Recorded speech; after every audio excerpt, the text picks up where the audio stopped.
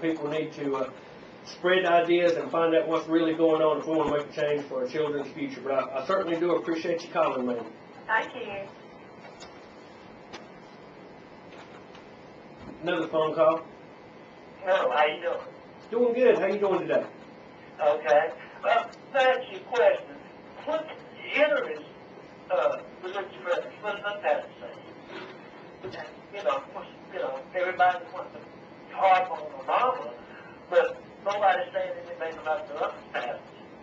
Well, I'll be honest with you. I don't know through the Clinton administration. I did see Bill Clinton mosey out of a church a time or two, but I don't know that they really ever said what their religious affiliation is. I mean, but see, what I'm saying is, everybody's harping on him, but nobody's saying anything about Clinton, Hillary, Edwards, anybody's religious background.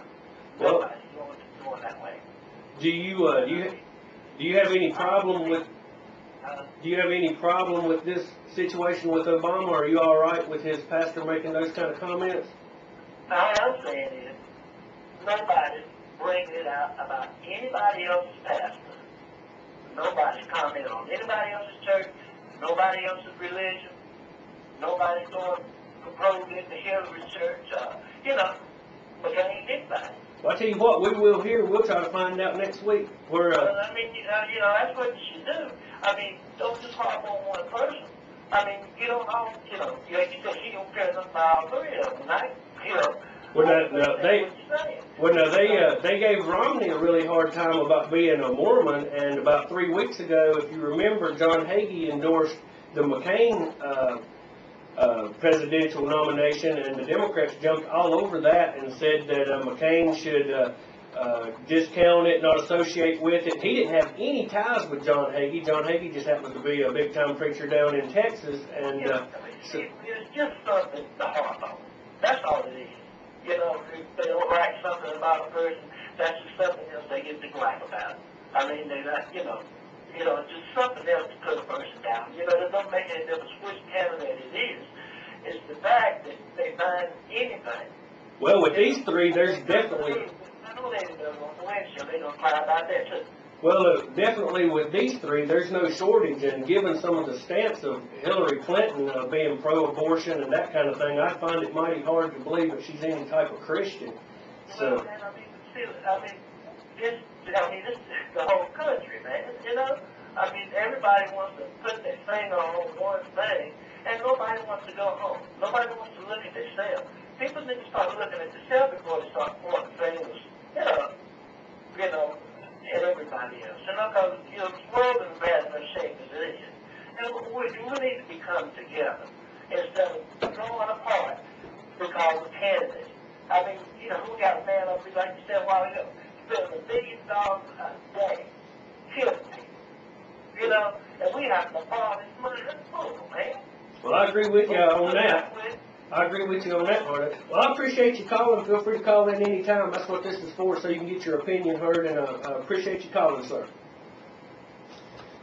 All right, I want to talk about something else. I don't know if people are aware of there's been a gun ban in Washington, D.C. for some time. I'm not certain exactly when it started, but it's going to the Supreme Court. It's in the Supreme Court right now. And people, if you're not aware, there is a court case in the Supreme Court on the right of the citizens in Washington, D.C. to have a handgun at all. If the High Court rules in favor of the district, essentially any state or county can ban handguns totally.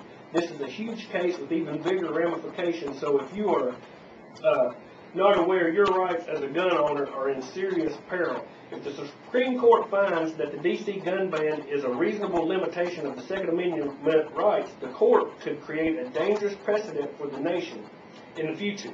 Such a decision could open the door to further regulation on American citizens' Second Amendment rights. Essentially, the government is saying you have the right to bear arms unless we say differently. Where there is an individual's ownership of weapons, there is liberty. Where there is not, there is tyranny. Because powerful organizations and governments will have a monopoly on it, the latest developments in this case are not a victory for the Second Amendment. On the contrary, they constitute its very undoing. No government deprives the citizens of rights without asserting that its actions are reasonable and necessary for the high-sounding reasons, such as public safety. A right that can be regulated is no right at all, only temporary privilege dependent upon the goodwill of the very government officials that the right is designed to go with. At this time, we always go into a segment every week, Brian's blog, and we're going to do that, and when we come back from it, we will go to the interview. Thanks, Baron. This past Wednesday, March 19th, marked the 5-year anniversary of the beginning of the Iraq War. ABC News interviewed Vice President Dick Cheney in Oman. During the interview, when asked about the 2/3 of Americans that disagreed with the war, Vice President Cheney responded boldly with a big "so."